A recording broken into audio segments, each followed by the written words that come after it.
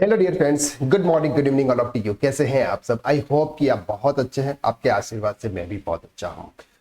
जब कोई person composition scheme लेता है, माना जाता है कि सर कंपोजिशन स्कीम के अंदर हमको इनपुट टैक्स क्रेडिट नहीं मिलता, लेकिन कंपोजिशन स्कीम पर्सन वालों के लिए भी एक सिचुएशन ऐसी आती है जब आपको इनपुट टैक्स क्रेडिट मिलता है।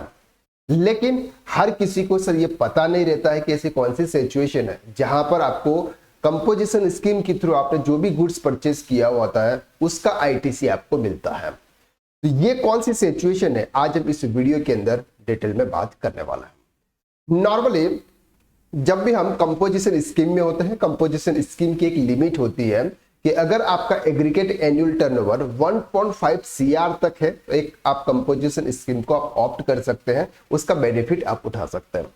लेकिन अगर आपका टर्नओवर 1.5 करोड़ से अबोव हो जाता है, या फिर अगर आप चाहते हैं कि सर अब मैं कंपोजिशन स्कीम के अंदर मुझे रिस्ट्रिक्शन है, मैं अदर स्टेट गुड सेल्स नहीं कर सकता हूं, लेकिन मैं चाहता हूं कि सर मैं अदर स्टेट भी गुड सेल्स करूं, तो ऐसे केसेस में आपको कंपोजिशन स्कीम से रेगुलर डीलर में आता होता है।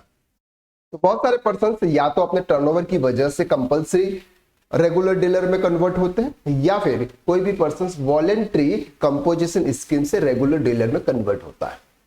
जब कंपोजिशन स्कीम से रेगुलर डीलर में हम कन्वर्ट होते हैं, वहां पर हमारे पास में एक सिचुएशन आती है कि सर हमारे पास में जो भी क्लोजिंग स्टॉक पड़ा हुआ है at the date of regular dealer में हम कन्वर्ट हुए उस डेट को, तो उस डेट को जो भी क्लोजिंग स्टॉक पड़ा है क्या उसका आईटीसी हमको मिलेगा या फिर नहीं मिलेगा। बहुत सारे पर्सन से सर कंफ्यूज रहते हैं कि सर ऐसा होगा या फिर नहीं होगा। तो मैं आपको इस वीडियो के माध्यम से कुछ चीजें क्लियर कर देता हूं। देखो सिचुएशन कब आती है, ध्यान से समझना उसको।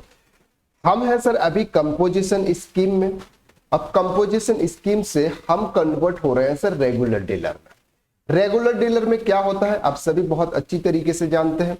हम सामने वाली पार्टी से टैक्स चार्ज करेंगे, हम जो भी परचेस करेंगे उसका इनपुट टैक्स क्रेडिट लेंगे, और जीएसटीआर 1, जीएसटीआर 2B और जीएसटीआर 3B के थ्रू हम जो भी हमारा टैक्स का पेमेंट बनता है वो हम टैक्स का पेमेंट करेंगे।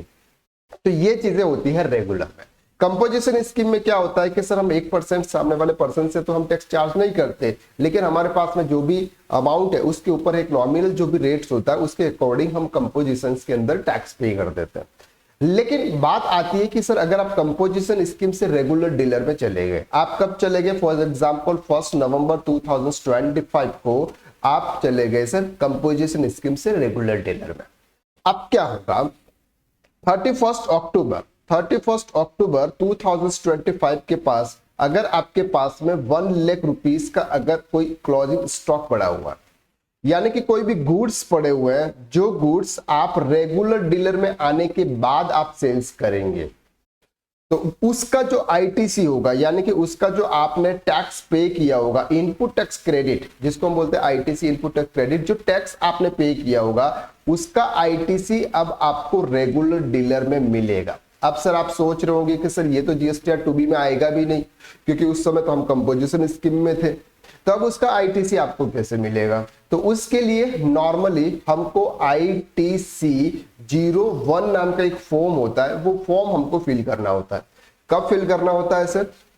जब आप रेगुलर डीलर में आ जाते हो, उसके रेगुलर डीलर में कन्वर्ट होने के 30 डेज या 50 डेज के अंदर अंदर आपको ये फॉर्म फिल करना होता है। तो ये फॉर्म आपको फिल करना है। जब ये फॉर्म आप फिल करते हैं तो इसके आपके इलेक्ट्रॉनिक क्रेडिट लेजर के अंदर वो अमाउंट वहां पर शो हो जाता है।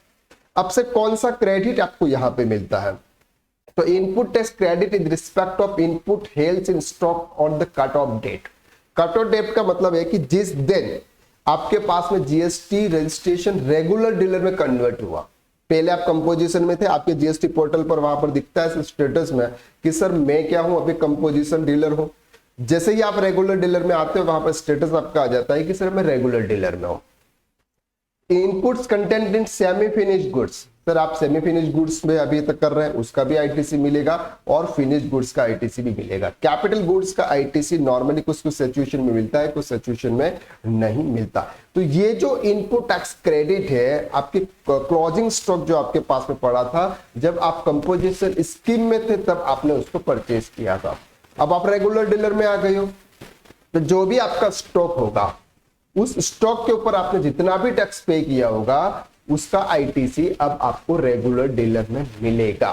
तो एक पर्सन थे, उनका सर कॉल आया था कि वो पूछ रहे थे कि सर मैं कंपोजिशन स्कीम से रेगुलर डीलर में जा रहा हूं तो मुझे वो आईटीसी मिलेगा या फिर नहीं मिलेगा। तो आंसर इज यस, उनको ये आईटीसी मिलेगा। अब से बात करते हैं कि कंपोजिशन स्कीम से रेगुलर डीलर में जाने का पूरा प्रोसेस क्या है, किस तरह से हमको फॉर्म फिल करना होता है, पोर्टल पर हमको क्या क्या करना होता है, आईटीसी 10 फॉर्म किस तरह से फाइल करना होता है, ये पूरा प्रोसेस मैं आने वाले वीडियोस में डिटेल में लेके आने वाला हूं। तो अगर आपको ये वीडियो अच्छा लगा, आपको मेरे पढ़ाने का तरीका अच्छा लगता है, आप मैं जो भी पढ़ाता हूं वो आपको अच्छी तरीके से समझ में आता है, तो प्लीज इस वीडियो को आप लाइक कीजिएगा और चैनल पर अगर नए हैं तो आप सब्सक्राइब कर दीजिएगा, क्योंकि इस चैनल पर इसी तरह के रिलेटेड वीडियोस आपको मिलते रहेंगे जहां पे आपका नॉलेज बढ़ता रहेगा। तो आज के लिए बस इतना, नेक्स्ट वीडियो में हम फिर मुलाकात करते हैं, तब तक के लिए thank you so much, bye bye, have a nice day and good night and take care.